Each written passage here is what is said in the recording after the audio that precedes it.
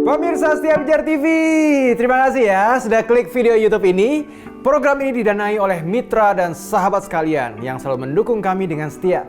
Dan tahukah saudara bahwa ada cara yang baru dan mudah loh di YouTube untuk membantu kami memproduksi program-program yang selalu fresh di Pijar TV. Silakan klik tombol thanks di bawah dan saudara bisa mengirimkan kami stiker Super Thanks dengan donasi saudara. Yuk, segera dicoba. Seberapapun donasi saudara sangat memberkati pelayanan kami. Salam terang bagi Indonesia.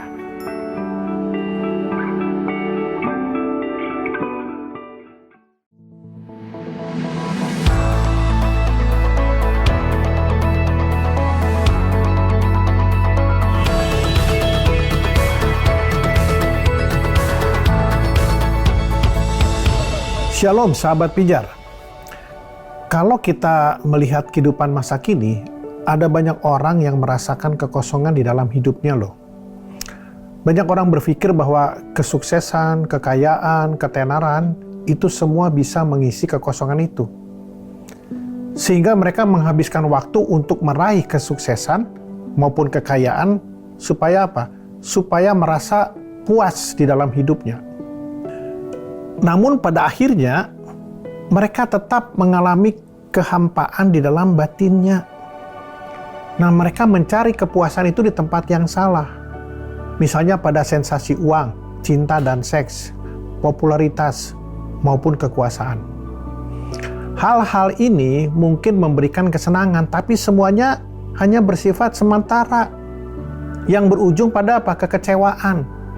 Karena mereka masih merasakan adanya kehausan di dalam jiwa mereka. Nah, kalau kita lihat di dalam Yohanes 4 ayat 4 sampai 24, di situ diceritakan ada seorang wanita Samaria yang mengalami kekosongan di dalam hidupnya. Wanita ini berusaha untuk mengisi kekosongan jiwanya ya dengan sesuatu yang bersifat sementara, yaitu apa? Cinta dari laki-laki. Di mana dia sudah gonta-ganti suami itu sampai beberapa kali, tetapi dia tidak bisa mengisi kehampaan atau kekosongan di dalam hidupnya. Nah, melalui perjumpaan dengan Yesus, ya, wanita Samaria ini mengalami sebuah perubahan dalam hidupnya. Kenapa? Karena dia bertemu dengan sumber air kehidupan. Nah, kita bisa baca di dalam Yohanes 4 ayat 14, ya. Tuhan Yesus berkata begini kepada si perempuan Samaria itu. Tetapi barang siapa minum air yang akan kuberikan kepadanya, ia tidak akan haus untuk selama-lamanya. Sebaliknya, air yang akan kuberikan kepadanya akan menjadi mata air di dalam dirinya yang terus-menerus memancar sampai kepada hidup yang kekal. Jadi kehausan jiwa itu merupakan keadaan di mana adanya kekosongan atau kehampaan dalam jiwa. Yang terjadi karena apa? Karena terputusnya hubungan antara kita dengan pencipta. Semua yang tidak terhubung dengan penciptanya pasti akan mengalami kehampaan. Nah, di dalam dunia pelayanan pun tidak jauh berbeda loh. Karena banyak orang yang terlibat pelayanan, tapi akhirnya apa? Mereka mengalami kekecewaan. Kenapa bisa begitu?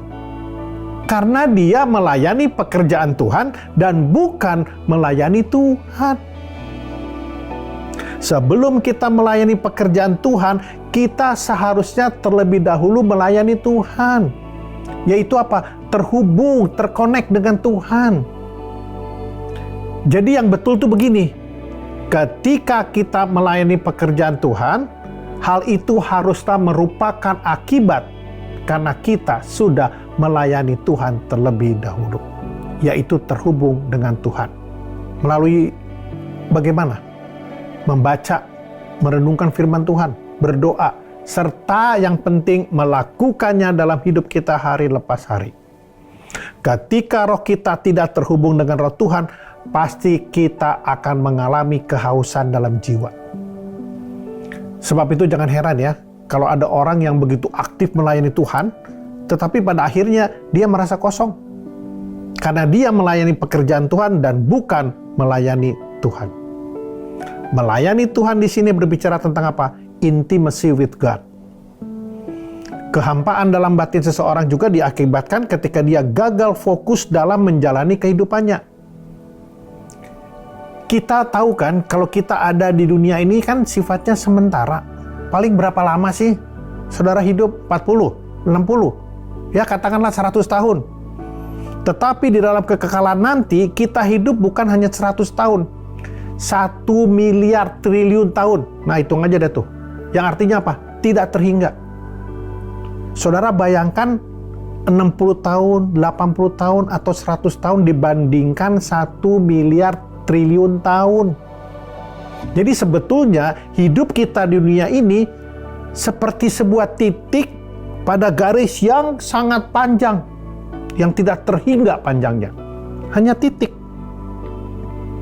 Nah, kebanyakan orang ya saat-saat ini hanya berfokus kepada kehidupan yang satu titik itu tadi.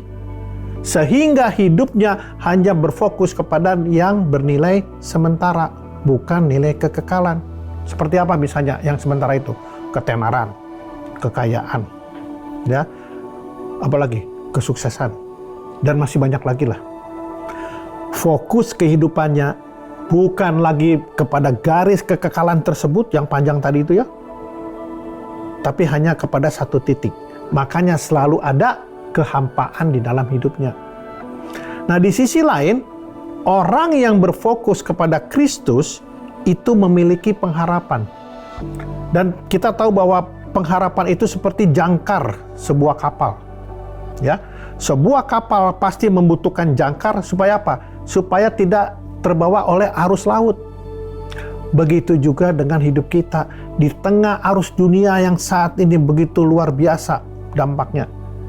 Kita harus tetap memiliki pengharapan dan tetap fokus hidup kita kepada Kristus. Ketika kehausan rohani kita sudah diisi oleh kehadiran Kristus, maka kita akan menjalani kehidupan yang bermakna, yaitu kehidupan yang dipenuhi dengan sukacita dan damai sejahtera. Nggak seperti orang-orang yang mencari kepuasan di luar Kristus. Mereka akan merasa kehampaan, kekosongan, bahkan kekecewaan. Sebab ada satu ruang dalam kehidupan ini yang hanya bisa diisi oleh Kristus. Nah, lalu bagaimana agar kita menemukan kepuasan yang sejati ya untuk mengisi kekosongan atau kehampaan dalam hidup ini? Yang pertama, haruslah dimulai dengan memiliki pengenalan yang benar akan Tuhan. Nah, untuk memiliki pengenalan yang benar akan Tuhan, mulailah dengan mencari komunitas yang benar. Kita harus bergabung dalam sebuah komunitas yang takut akan Tuhan. Dalam komunitas yang benar ini, kita akan diajar, diperlengkapi dan dikuatkan oleh saudara-saudara kita seiman yang bertumbuh dalam Kristus. Komunitas yang benar akan mendorong kita untuk memiliki hubungan yang intim dengan Tuhan. Akan membuat kita bertumbuh di dalam pengenalan yang benar akan Tuhan. Dan juga akan menjadikan Kristus sebagai pusat kehidupan kita. Dari situ, kita akan dibimbing oleh Roh Kudus untuk lebih mengenal Kristus. Pengenalan yang benar akan Kristus membuat kita mengetahui apa rencana dan rancangan Tuhan di dalam hidup kita. Misalnya, kita sekarang mengerti kenapa saya kawin dengan pasangan saya seperti ini. Kenapa saya hanya punya 3 anak. Kenapa saya tidak punya anak. Bahkan sampai kita bisa mengerti kenapa saya masih bisa bekerja di perusahaan yang sekarang saya bekerja. Pasti ada rencana dan rancangan Tuhan kan? Jadi kita bisa mengerti bahwa dalam kondisi-kondisi seperti ini pasti ada rencana Tuhan di dalamnya. Itu yang pertama. Langkah berikutnya adalah kita harus meluangkan waktu untuk mencari tahu apa sebetulnya rencana Allah tersebut di dalam setiap kondisi-kondisi tadi itu. Termasuk ketika kita menghadapi pergumulan dan masalah dalam hidup ini. Cari tahu apa rencanamu Tuhan atas pergumulan yang saya sedang alami saat ini. Sehingga respon kita adalah tetap bersukacita atas setiap pergumulan tersebut. Nah, demikian juga sebaliknya. Misalnya kita tiba-tiba mendapatkan berkat yang melimpah. Bagaimana respon kita? Apakah kita cuma bilang Tuhan terima kasih, terus kita pakai berkat itu sesuai dengan keinginan kita? Atau sebetulnya yang betul adalah ketika kita mendapat berkat, apa rencanamu Tuhan atas berkat ini? Kan seharusnya begitu. Dan bukan langsung mau memakai berkat itu sesuai dengan keinginan kita, keinginan daging kita, bukan. Pada akhirnya, hidup kita ini akan berdampak kepada orang-orang di sekitar kita untuk apa? Untuk menyatakan bahwa Allah memiliki rancangan yang indah atas kehidupan setiap manusia. Kesaksian hidup kita adalah memberitakan Injil keselamatan di dalam Kristus. Membawa banyak orang-orang kepada Kristus untuk mengalami air kehidupan dan diselamatkan. Saudara terkasih, kita adalah terang bagi Indonesia. Oleh karenanya, jaga terangmu. Tuhan Yesus memberkati.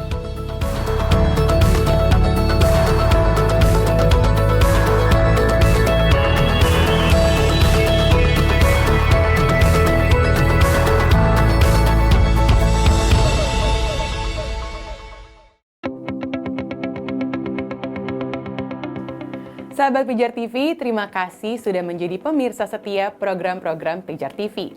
Kami sungguh rindu agar saudara bukan saja diberkati dengan menyaksikan program-program ini, tetapi juga dapat berinteraksi dengan kami untuk berdiskusi dan bahkan didoakan melalui WhatsApp dan telepon yang tertera di layar kaca ini.